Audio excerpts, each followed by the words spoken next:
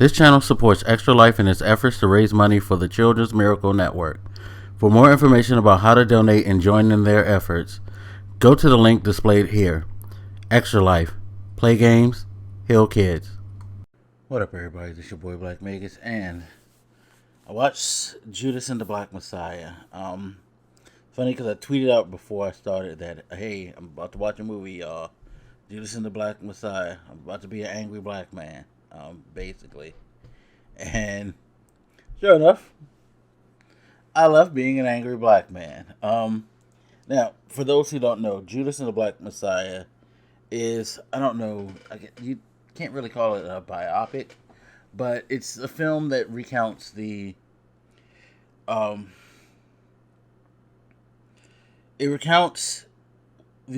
events that were involved in leading up to the death of Fred Hampton, who was the chairman of the Chicago chapter of the Black Panthers. It kind of follows between Fred Hampton and William O'Neill, who was a former car thief who was flipped by the FBI and turned informant, who worked as a Black Panther member and was helping the FBI gather information on what they were doing. And that information eventually led to the assassination of Fred Hampton by the Chicago police. There's no way to spoil history, so if you don't want to hear the details of the story, I highly recommend that you do not listen to this video. But yeah, again, it's history, so you probably have already heard it. I won't be breaking any new ground as far as like details of the story. So the movie, it does seem to mainly focus on things from O'Neill's perspective, as you get a lot of moments with him, but you get a hell of a lot of moments with Fred Hampton too. Like, it's more 50-50 than people think. I know there's been a lot of people out there thinking, oh, this is just a movie that's trying to celebrate a snitch and blah blah blah. It's like, far from the truth. If this is a celebration of Bill O'Neill, then it's a fucked up party. Because, in my opinion, this movie does nothing to actually, I would say, if you watch this movie, I don't know if you would necessarily feel bad for Bill O'Neill and how he got caught up in this. I mean, ultimately, there is something troubling about the fact that the FBI took this 17-year-old kid and threatened to basically put him away if he didn't do what they said. You know, they did take it. You know, there is something to the idea of the federal government taking advantage of a kid who was basically a petty car thief and putting him in this role to where he had such a synonymous tie to the history of Fred Hampton, who was a pretty astonishing figure in history. This guy was the head of the Black Panther Party in Chicago at the age of 21. And he was pretty damn brilliant. Very, very charismatic young man. Was able to reach people of all like races and backgrounds. And if you read about him, or even if you just watch this movie, you seriously understand why he was, perceived as such a threat by J. Edgar Hoover and the FBI at the time. You see, the Black Panthers always had been on their radar and looked at as a threatening group Um, and to the public face, it has always been perceived as like it's a bunch of black people who carry guns and who are openly in opposition of the authorities and police and who seem like they're a danger, a threat because of, you know, being armed and things like that. Like, who knows when they're just going to go on a killing spree and things like that. Like, it was always perceived that these were like dangerous creatures who are going to come at night and like murder your family. The reality is the danger in the Black Panther Party in reality is was people like Fred Hampton. People like Fred Hampton who, you know, were very smart, who understood the way that the law worked, um, and generally worked within the frames of the law, meaning, hey, the Second Amendment is for Americans. We are Americans. We can carry guns and we have the right to protect ourselves if we feel threatened because this is the way you wrote the laws. We're just, we're following the law. But it went beyond that, and it went beyond the stereotype of gun-toting black militants that people try to always pigeonhole them as. This man knew that in order for things to change, not just black people needed to smarten up and to use their minds and understand the law and how to like combat systematic oppression, but every marginalized group needed to do that. And more importantly, every marginalized group needed to come together. That meant poor white trash, that meant Hispanics, whatever. Because he openly perceived it as, hey, it being this is a bloodless war. Like, like he said, like politics is a war fought without bloodshed. You know, I believe that's the statement that he made.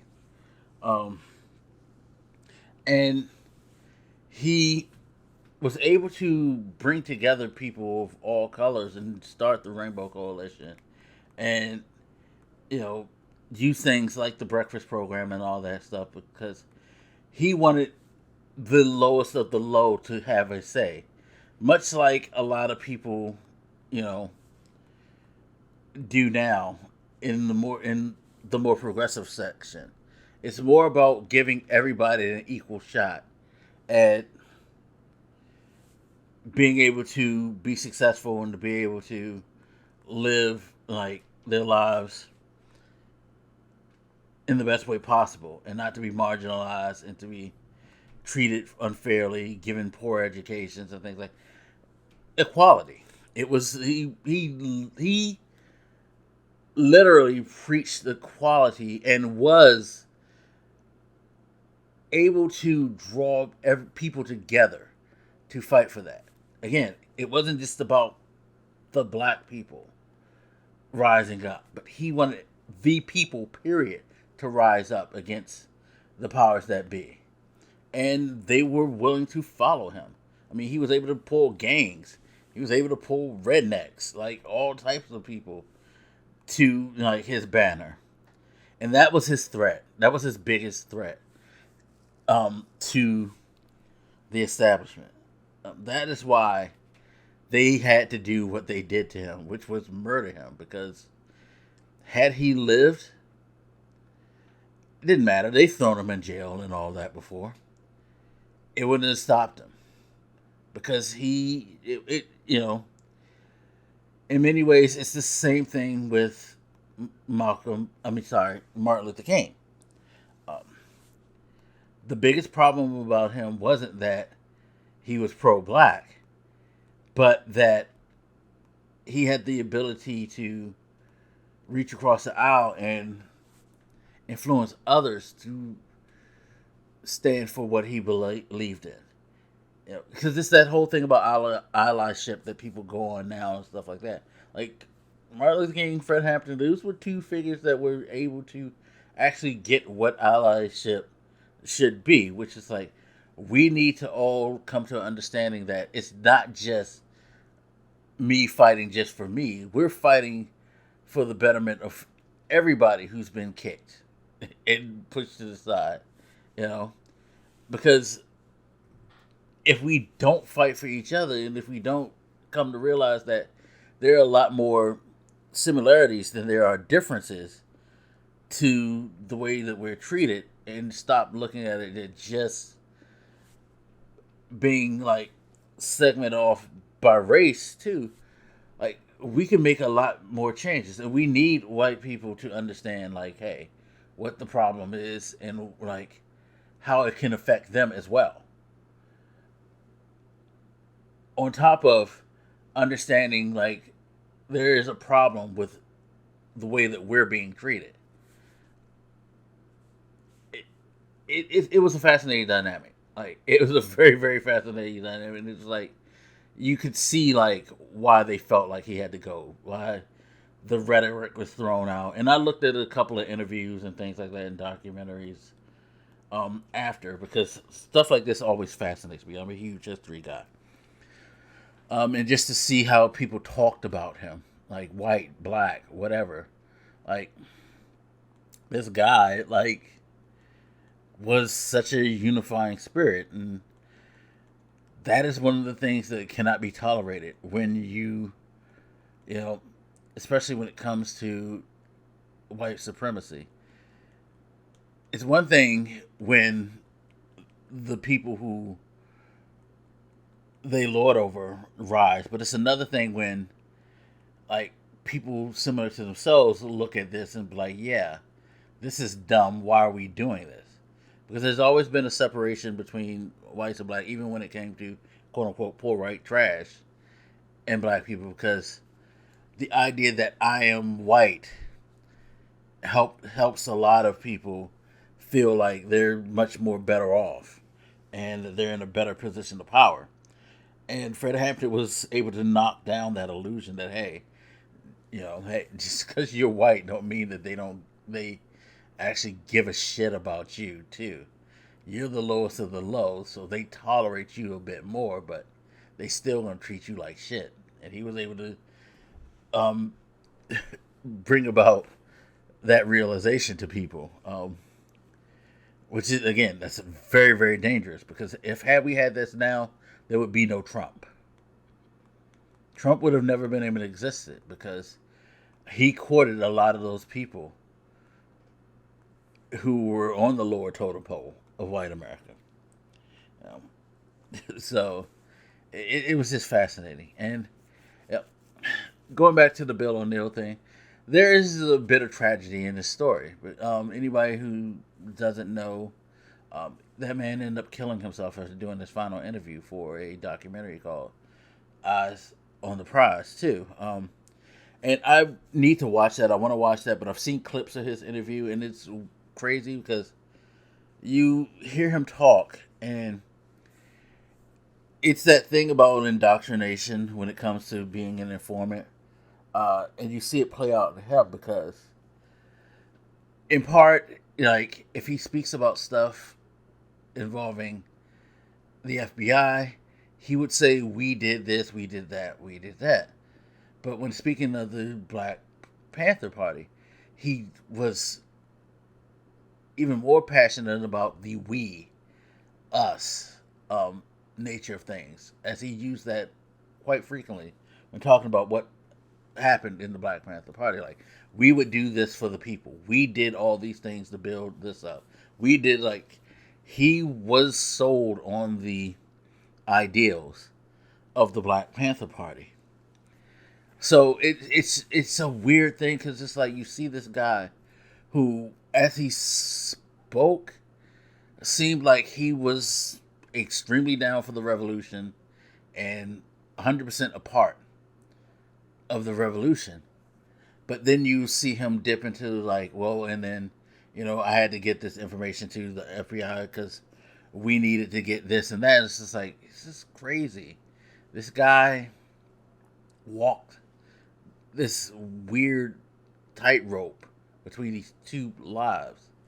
Um, and yeah, he definitely did seem more passionate about the things he did um, in a positive manner for the Black Panther Party, as opposed to his like duty as an informant. Like you could almost tell that he, not almost, but you could tell that he actually did have some type of pride and reverence for being a part of what was going on and being able to work with Fred Hampton. But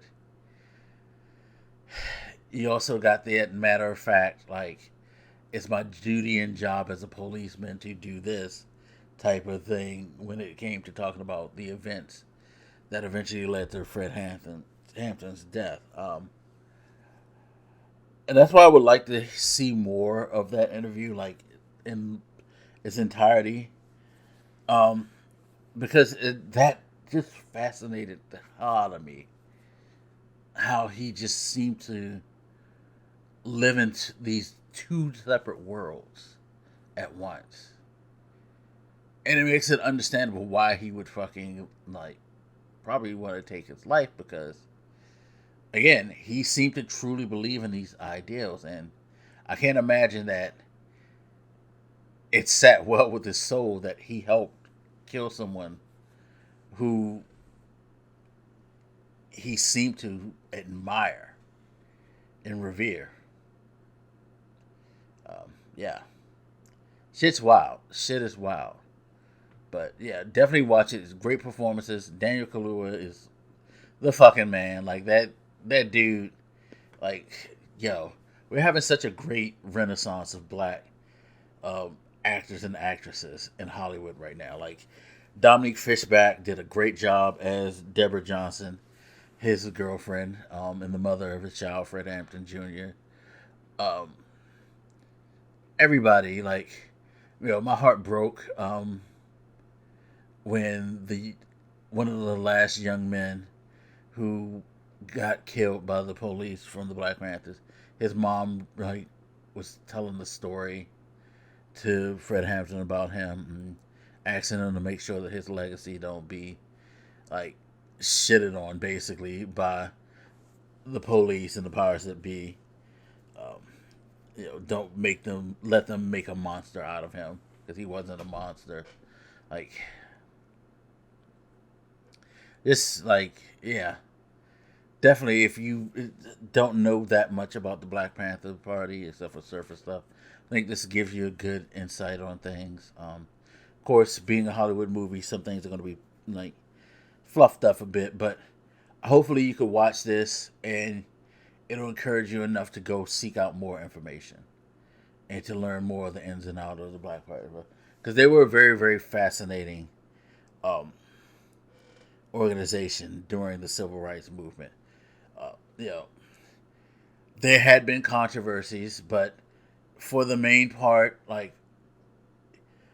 the things that we don't get told publicly, if you would dig more deeper, you'll realize just how fucking great of an organization this was and how much they did for people as a whole, not just the black community, but for people as a whole in this country. Um, like, yeah, really, really good stuff. Really, really good stuff. Check it out. Anyway, as always, you guys feel free to hit me up. Let me know what you think, and I'll holler at you later. It's your boy Black Makers, and I'm out. Deuces.